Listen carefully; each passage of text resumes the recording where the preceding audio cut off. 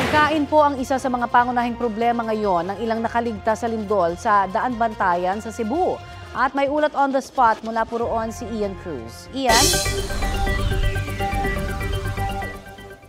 Yes, Connie, gutom at desperado na nga ang maraming taga rito sa Daan Bantayan sa Cebu matapos nga ang malakas na lindol na tumama dito. Kaya naman, Connie, dito sa plaza ng kanilang bayan ay talagang maraming mga residente ang naririto at nag-aabang sila ng mga dumarating na sasakyan para nga sa pag-asa na makakuha sila ng kahit anumang ayuda. At ang mga tao dito nga, Connie, kanina ay may pumila nang may nakita lamang na may pumaradang sasakyan. Ayon sa mga tao, akala nila ay mayroong magbibigay na ng tulong. Ayon naman kay Mayor Gilbert Arabis Jr., ang alkalde ng bayang ito, may mga nagbibigay na ng tulong pero hindi raw sapat sa mga apektadong residente na sa 32,000 lahat-lahat. Pero magpo-pull out na raw ng goods sa DSWD ang munisipyo para mapunan ang kakulangan sa pagkain. Isa naman sa Heritage Church ng Cebu, ang Santa Rosa de Lima Parish dito nga sa Daan Bantayan, ang nagtamo ng matinding pinsala. Wasak ang harapan nito kaya off limits kahit pa nga sa mga taong simbahan pati na sa publiko. Ayon kay Father Randy Nebria, parish priest, sa ngayon ay sa kapilya na lamang sa gilid ng simbahan muna sila nagmimisa.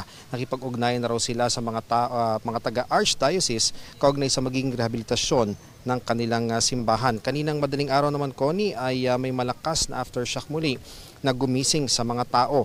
Isa naman ang Suba Bridge sa labis na naapektuhan ng lindol sa paligid ng munisipyo ng Daang Bantayan ay marami rin tayong napansin na bitak sa lupa. Nagbitak din ang municipal building kaya wala nang nag-oopisina roon. Yung mga taga BFP nga, Connie, ay kinuha na ang mga gamit sa tanggapan doon sa munisipyo. At Connie, walang nasawi dito sa Daan Bantayan sa nangyaring malakas na lindol. Pero 29 na mga residente nila yung nasugatan at yung iba dyan ay malubha.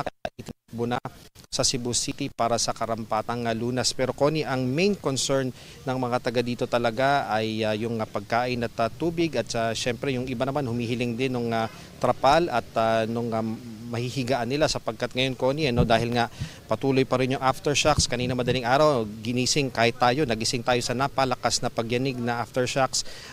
Ang nangyayari, Connie, ang mga residente talagang sa labas lamang ng kanilang tahanan natutulog. Yung iba nasa mga plaza, nasa mga open spaces, nasa mga basketball court dahil ayaw muna nilang pumasok dun sa kanilang mga tahanan dahil nga yun nga nauulit-ulit pa rin yung malalakas na pagyanig, Connie.